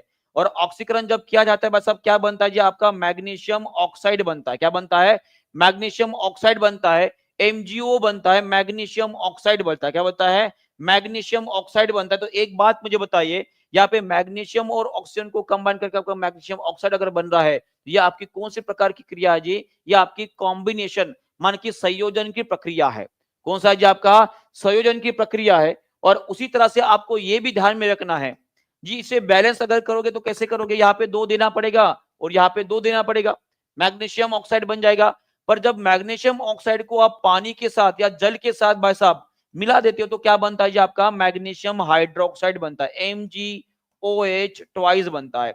ये मैग्नीशियम हाइड्रोक्साइड मतलब ही क्या है, हमारा मिल्क ऑफ मैग्नीशिया है, ये क्या हमारा मिल्क ऑफ मैग्नीशिया है। डन है, चलो बहुत बढ़िया। और उसी तरह से अगर मान लीजिए डिकम्पोजिशन रिएक्शन अगर पूछा जाता है तो एक बात मुझे बता देखते हैं कितने लोग आंसर सही से दे पाते हैं, कि अगर कार्बन को जला दिया, मैंने कार्बन को जलाया, कार्बन को जलाया, तो ये कौन से प्रकार की अभिक्रिया है, ये कौन से प्रकार की अभिक्रिया है। और उसी तरह से अगर मैं आपको बोलूं, अगर मैं आपको ये बोलूं कि अगर मान लीजिए कार्बन को जलाया और उसके बाद मैंने हाइड्रोजन, हाइड्रोजन और ऑक्सीजन से अगर हमने H2O बनाया तो ये कौन से प्रकार की अभिक्रिया है?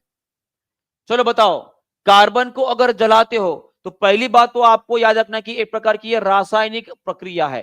कैसी है? रासायनिक है। रासायनिक होने के साथ साथ ये एक्सोथर्मिक होती है। एक्सोथर्मिक का मतलब क्या है जी? एक्सोथर्मिक मतलब इसे मैं ऊष्माक्षेपी बोलूंगा। क्या बोलूंगा? ऊष्माक्षेपी प्रक्रिया होती है। और कार्बन को जब जलाते हो तो कार्बन और ऑक्सीजन को मिलाते हो, इसमें आपका कार्बन डाइऑक्साइड बनता है। क्या बनता है? कार्बन डाइऑक्साइड बनता है। मान कि ये प्रकार की आपकी कॉम्बिनेशन रिएक्शन है। कौन सी है? कॉम्बिनेशन, मान की संयोजन वाली प्रक्रिया है। और जब कभी भी हाइड्रोजन और ऑक्सीजन को रिएक्ट कर कर अगर आप H2O बना रहे हो तो भाई साहब ये भी आपकी कौन से प्रकार की प्रक्रिया है? ये भी आपकी कॉम्बिनेशन रिएक्शन है। और अगर आपको पूछा जाता है इलेक्ट्रोलिसिस ऑफ वाटर अगर करते हो, क्या करते हो? इलेक्ट्रोलिसिस ऑफ वाटर अगर करते हो तो इलेक्ट्रोलिसिस ऑफ वाटर ये कौन सी प्रकार की अभिक्रिया है? चलो बताओ। कौन से ब्रह्मांड की डिकम्पोजिशन है, डिस्प्लेसमेंट है, कॉम्बिनेशन है, या कौन सी प्रकार की है? तो सिंपल सी बात है, जब इलेक्ट्रोलिसिस किया जाता है तो उसे तोड़ा जाता है। माने को H2O को तोड़कर हमें क्या मिलता है जी? हमें H2 मिलता है और हाफ O2 मिलता है। तो अब ये कौन से प्रकार की प्रक्रिया है? ये आपकी डीकम्पोजिशन रिएक्शन है। कौन सी है? ये आपकी डीकम्पोजिशन रिएक्शन है। इसे आप याद रखना है। डन है? चलो बहुत बढ़िया। और उसी तरह से जिन जिन लोगों को ये सेशन पसंद आया है, एक देखो, हमेशा टीचिंग परीक्षा जो है हम आपको हमेशा आगे रखना चाहते हैं। हम ये चाहते हैं कि बीपीएससी टीआरई 4.0 में अगर मान लीजिए आपको 1 लाख वैकेंसी निकलने वाली है तो लगभग 50,000 स्टूडेंट जो है केवल आपके किसके रहने चाहिए? टीचिंग परीक्षा के ही रहने चाहिए। ये हमारा एक जो है एक गर्वशाली मोमेंट होता है। और इसीलिए आपको हमेशा कुछ नए तरीके से पढ़ाने के लिए और कुछ नया हमेशा आपके लिए लेकर आते हैं। तो यही एक नया इनिशिएटिव आप सभी के लिए रहेगा कि हम साइंस के अभी 6वीं से लेकर 10वीं तक जो भी नई एनसीईआरटी आई, सब लोग ध्यान देंगे। अभी आपको पता होगा कि 6वीं, 7वीं और 8वीं की नई एनसीईआरटी आई है। उसके आधार पर जितने भी एग्जाम्पलर में क्वेश्चन दिए गए और उसी तरह से जितने भी आपके एक्सरसाइज में दिए गए सवाल है, ये सभी के सभी हम करने वाले हैं। और जिन जिन लोगों को ये पसंद आया एक बार सेशन को लाइक जरूर कर देंगे। ये लाइक जरूर कर देंगे। और मैं आपको बताना चाहूंगा कि कल से ही हमारी ये सेशन स्टार्ट होगा। कल से। कब से स्टार्ट होगा? ये कल से हमारा स्टार्ट हो जाएगा। कब आया? कल से स्टार्ट होगा। तो सभी लोग जो है ठीक 1 बजे अपने क्लास को करने के लिए आ जाएंगे और उसी तरह से जो है अपनी तैयारी और मजबूत। और एक बात मुझे बताओ, कितने लोग चाहते हैं कि बीपीएससी टीआरई 4.0 में वो शिक्षक बनकर अपना सपना पूरा करे? और इस चांस को अगर आप गवाना नहीं चाहते हो, सभी लोग ध्यान देंगे, अगर इस चांस को आप गवाना नहीं चाहते हो तो भाई साहब टीचिंग परीक्षा के साथ जल्दी से जल्दी जुड़ जाइए। और जितने भी हम, चाहे वाईटी के ऊपर जुड़िए, चाहे आप पेड क्लास में अगर जुड़ रहे हो, तो किसी भी क्लास को मिस नहीं करना है। और उसी तरह से ये एक नया इनिशिएटिव आप सभी के लिए, क्योंकि मैं जानता हूं इस बार कक्षा 6वीं, 7वीं और 8वीं से सबसे ज्यादा सवाल पूछे जाएंगे। कक्षा 6वीं, 7वीं और 8वीं से सबसे ज्यादा सवाल मैं इसलिए पूछ रहा हूं क्योंकि इस बार इन तीनों क्लास के नए एनसीईआरटी बनी है और नई एनसीईआरटी के आधारित क्वेश्चन पूछने के चांसेस सबसे ज्यादा है। ठीक है? और जो चाहता है कि इस बार सिलेक्शन वो मिस ना करे, कल से ठीक 1 बजे आ जाएगा। जो भी आपका दोस्त होगा, जो भी आपका भाई होगा, जो भी बीपीएससी की तैयारी कर रहे, उन सभी के साथ इस सेशन को जरूर शेयर कीजिएगा। में हम टारगेट रखते हैं कि कल हमें 2000 बच्चे जो है वो लाइव बिठाना है। क्या आप सभी लोग मेरे साथ हो? क्या आप सभी लोग मेरे साथ हो? मैक्सिमम टू मैक्सिमम लोगों को इस बार हमें शिक्षक बनाना है और इसमें आपका मुझे साथ चाहिए। मैं आपको हर चीज पढ़ाने को तैयार हूं, पर टारगेट हम रखते हैं कि हमें 2000 बच्चे जो है वो लाइव लाना है। डन है? अगर आप मेरे साथ अगर तैयार हो तो अभी से हम फिर से एक बार स्टार्ट करते हैं हमारी रैपिड फायर सेशन। क्या स्टार्ट कर रहे हैं? रैपिड फायर सेशन स्टार्ट कर रहे हैं। तो सभी लोग रैपिड फायर के लिए भी तैयार हो जाएंगे। सभी लोग रैपिड फायर के लिए भी तैयार हो जाएंगे। तो सबसे पहला सवाल आपके सामने ये रहा। इस क्वेश्चन का आंसर कर देंगे। बताइए क्या बोला गया है कि which of the following is the primary treatment for the cholera. अगर किसी को हैजा हो जाता है, किसी को हैजा अगर हो जाता है तो उसके लिए सबसे जो प्राथमिक उपचार जिसे बोलते हैं, जिसे हम प्राथमिक उपचार बोलते हैं, वो कौन सा रहेगा? तो वो रहेगा आपका, उसे ओआरएस का घोल पिलाया जाता है। क्या पिलाया जाता है? उसे ORS का घोल पिलाया जाता है। और सभी लोग ये भी लिख के बताओगे कि ये कोलेरा भाई साहब ये किससे होती है बीमारी, ये किसके कारण बीमारी होती है, इसका भी आंसर लिख दोगे। माने कि ये बैक्टीरियल डिसीज है या वायरल डिसीज है, आप कमेंट बॉक्स में लिख दोगे। डन है, डन है। प्राथमिक उपचार की बात की जाए, प्राथमिक उपचार हम उसे पहले ORS पिलाएंगे, उसके बाद एंटीबायोटिक देंगे। ठीक है, चलो आगे बढ़ते हैं। अगला सवाल, सेकंड क्वेश्चन आपके सामने, what is the primary treatment for the malaria. Malaria के लिए भाई साहब सबसे प्राइमरी मान के प्राथमिक उपचार क्या रहेगा? एंटी मलेरिया ड्रग्स पिला दो, एंटीबायोटिक्स दे दो, या सर्जरी करो। भाई साहब सिंपल सी बात है, डॉक्टर के पास जाओ, ब्लड चेकअप कराओ और मलेरिया की दवा खा लो। और सभी लोग मुझे ये लिख के बताएंगे कि ऐसा कौन सा पेड़ या कौन सा पौधा है, ऐसा कौन सा पौधा है जिसके हमें मलेरिया के दवा बनते दवा बनती है, उसका नाम लिख दोगे। और इसका ऐसा कौन सा अंग है, ठीक है, ऐसा कौन सा अंग है उससे वो दवा बनाई जाती है। ठीक है जी। और उसी तरह से अगर मैं ड्रग्स की बात करता तो एंटीबायोटिक जो होते हैं भाई साहब, एंटीबायोटिक उसके लिए काम आएगा क्या? नहीं काम आएगा, क्योंकि बैक्टीरिया का कारण थोड़ी ना हो रहा है। तो अब इसे जो एंटी मलेरिया दवा होती है भाई साहब, उसमें क्लोरोक्विनिन क्लोरोक्विनिन नाम का केमिकल पाया जाता है, इसको भी आपको याद रखना है। डन है। चलो अगला सवाल, पोलियो को रोकने के लिए कौन सा टीका उपयोग में लाया जाता है? चलिए, आप बहुत दिनों से बोल रहे कि सर डिसीज के ऊपर क्वेश्चन लो, डिसीज के ऊपर क्वेश्चन लो, तो डिसीज के ऊपर भाई साहब ये क्वेश्चन कुछ लेकर आया हूं, इनके आंसर आप सभी लोग कर देंगे। पोलियो को रोकने के लिए कौन सा टीका का इस्तेमाल किया जाता है? तो आपका याद रहेगा oral polio vaccine, oral polio vaccine. और कोई मुझे बता सकता है कि मुंह के द्वारा दिए जाने वाली जो वैक्सीन होती है उसको हम क्या बोलते हैं? इसे बोलते हैं हम सैबिन बोलते हैं। क्या बोलते हैं? सैबिन बोलते हैं। और उसी तरह से इंजेक्ट करने वाली जो दवा होती है, इंजेक्शन द्वारा देने वाली जो पोलियो का दवा होता है, बस इसे हम साक बोलते हैं।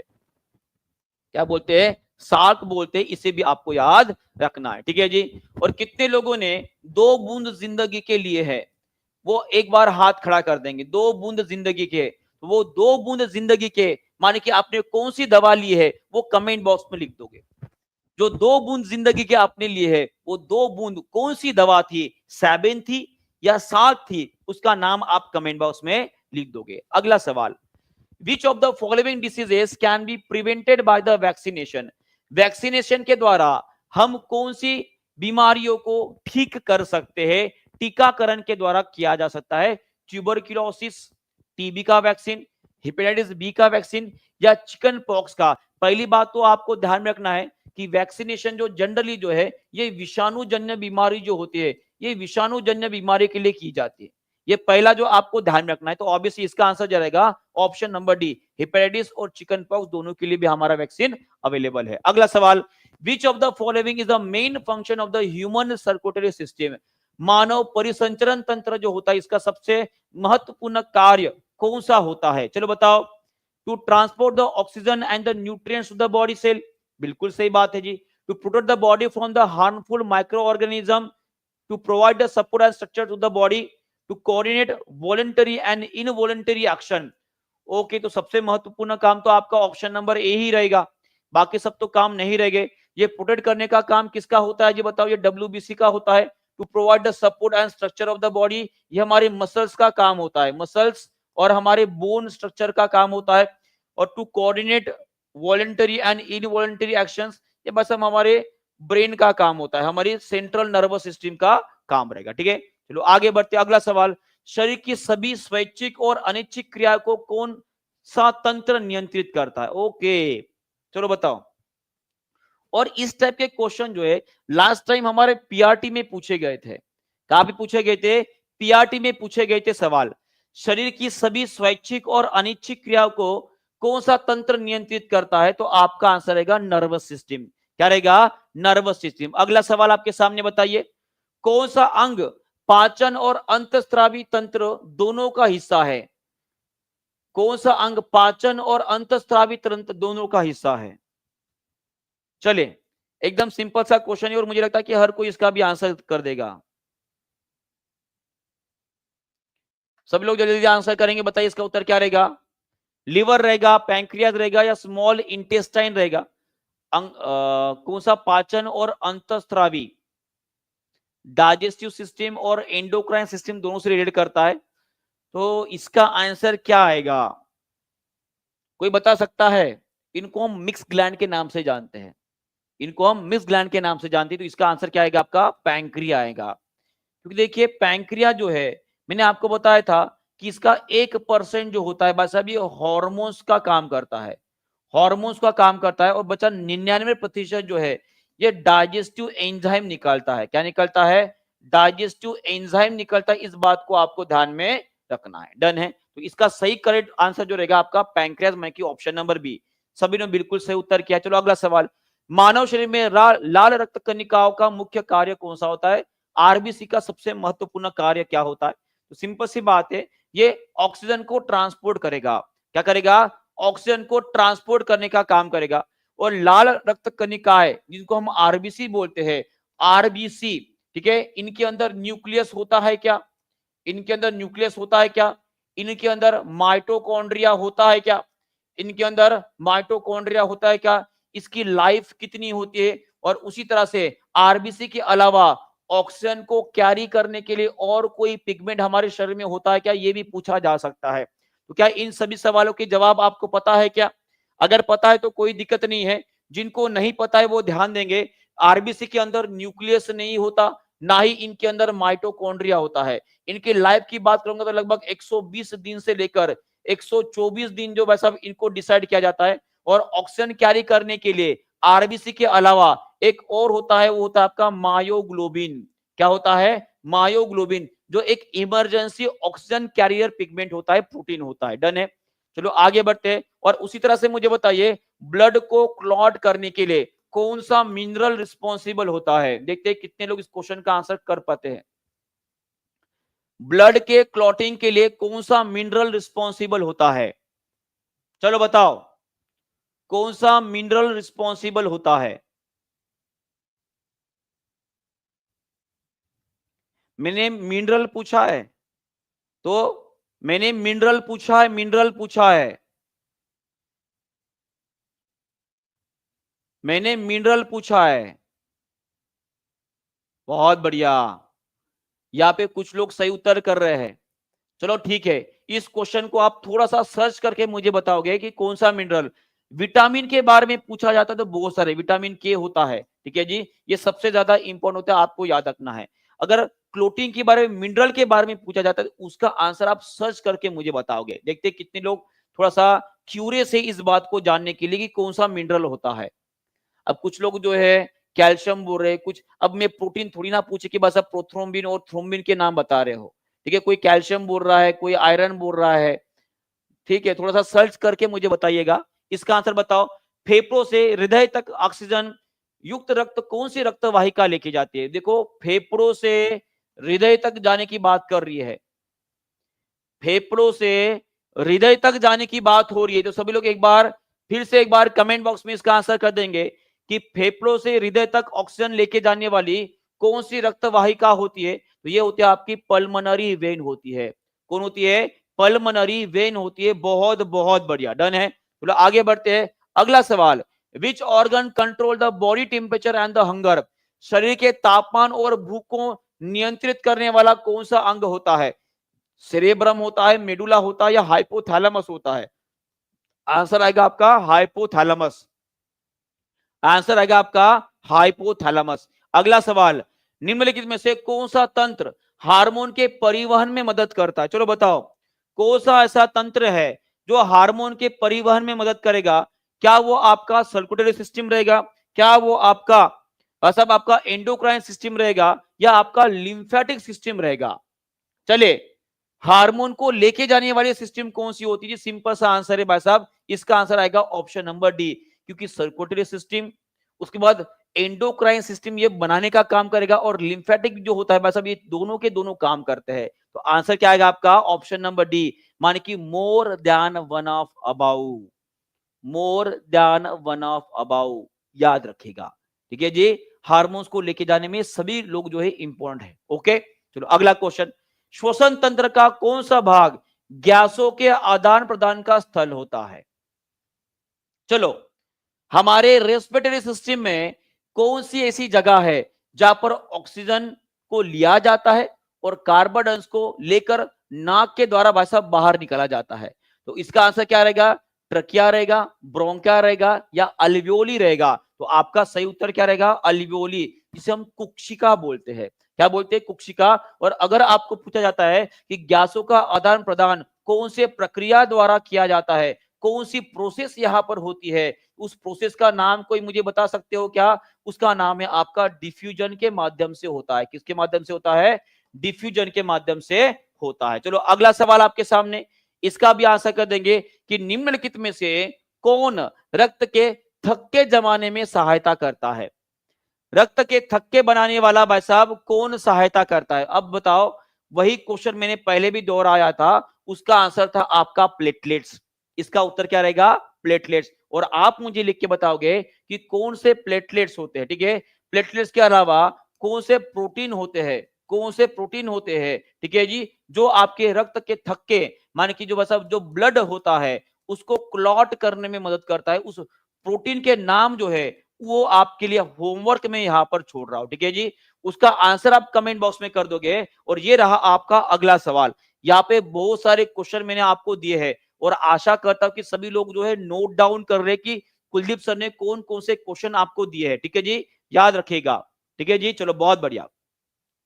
नेफ्रॉन का कौन सा भाग मुख्य रूप से रक्त का निस्यंदन मान की फिल्ट्रेशन करता है? तो आपका आंसर रहेगा जो ग्लोमेरुलस होता है, जो ग्लोमेरुलस होता है वो ब्लड का फिल्ट्रेशन करता है। और ग्लोमेरुलस के अंदर एक प्रक्रिया होती है जिसे अल्ट्रा फिल्ट्रेशन भी बोला जाता है। क्या बोला जाता है? अल्ट्रा फिल्ट्रेशन भी बोला जाता है। इस बात को आपको ध्यान में रखना है। डन है। और लूप ऑफ हेनले और बाकी चीज जो होती है भाई साहब, जिनको हम क्या बोलते हैं, सब लोग मुझे लिख के बताएंगे कि इस नेफ्रॉन को हम structural and functional unit of the kidney या उसे कार्यात्मक और संरचनात्मक इकाई बोलते हैं हमारी उत्सर्जन संस्था की, ठीक है?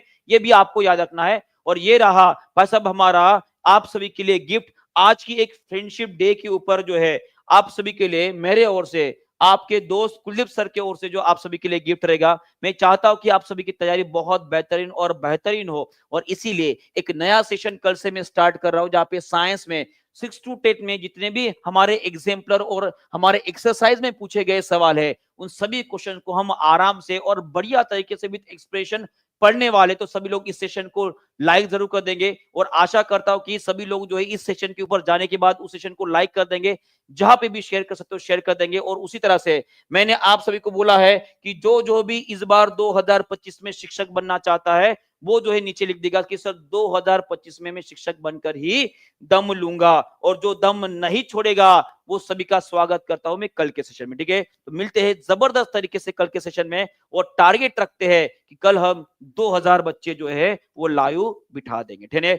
जो जो मेरे साथ है वो शेयर कर देगा, जो जो मेरे साथ पढ़ना चाहता है और बीपीएससी में शिक्षक बनना चाहता है वो भी इस सेशन को शेयर ज्यादा से ज्यादा कर देंगे, ठीक है? तो thank you very much, good bye, God bless you. और आप सभी के लिए मैंने एक होमवर्क भी दिया था, ठीक है?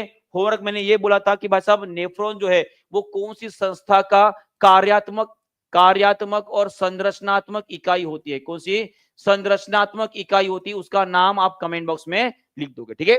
Thank you very much, good bye, God bless you and take care. अभी दानिश सर का भी बेहतरीन क्लास होने वाला है तो सभी लोग क्लास में भी आ जाएंगे। Bye bye.